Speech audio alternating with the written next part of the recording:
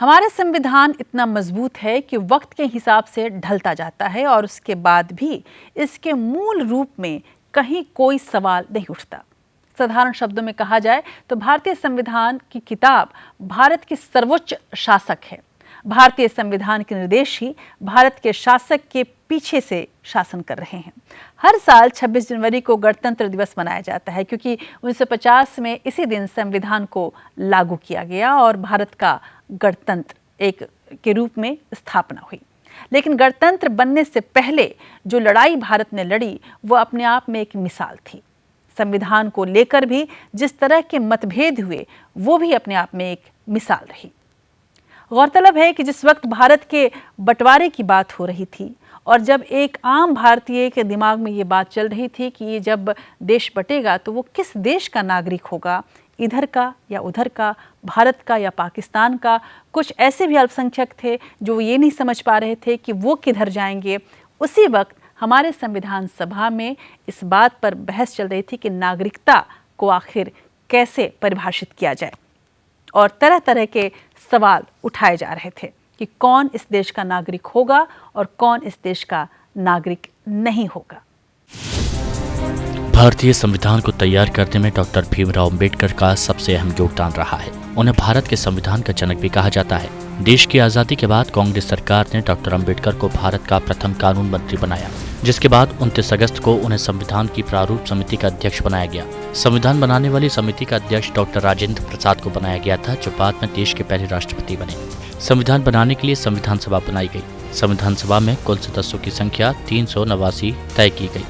इसमें ब्रिटिश प्रांतों के 292 प्रतिनिधि, 4 चीफ कमिश्नर क्षेत्रों के प्रतिनिधि, 93 देशी रियासतों के प्रतिनिधि थे।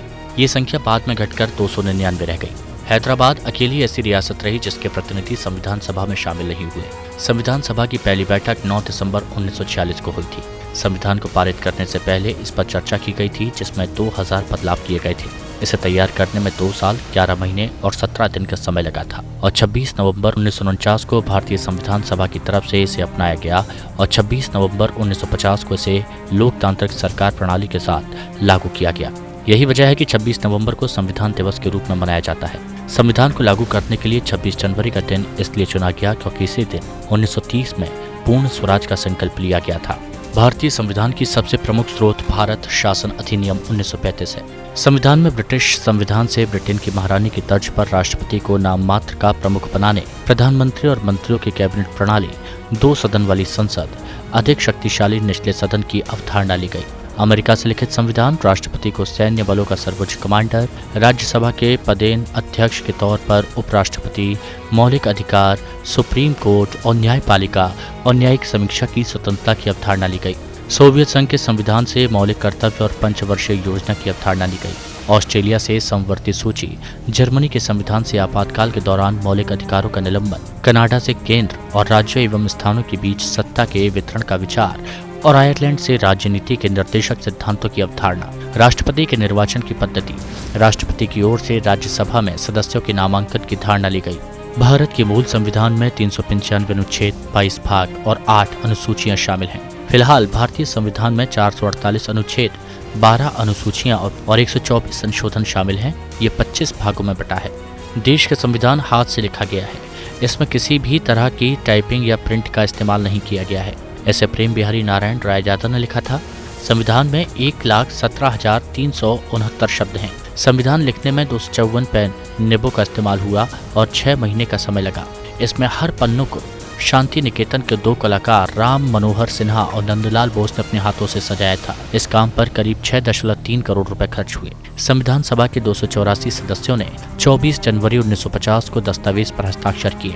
इनमें 15 महिला सदस्य भी शामिल हैं। ज्यादातर सदस्यों ने अंग्रेजी में हस्ताक्षर किए, कुछ सदस्यों ने हिंदी में दस्तखत किए। मौलाना अबुल कलाम आजाद अकेले ऐसे सदस्य रहे जिन्होंने उर्दू में दस्तखत किए। भारतीय संविधान को विश्व का सबसे बड़ा संविधान माना जाता है, जिसे दुनिया भर के सभी संविधानों को परखने के बाद बनाया गया। संविधान की मूल प्रतियां आज भी भारत की संसद में हैं, जहां इन्हें हीलियम बॉक्स में रखा गया है।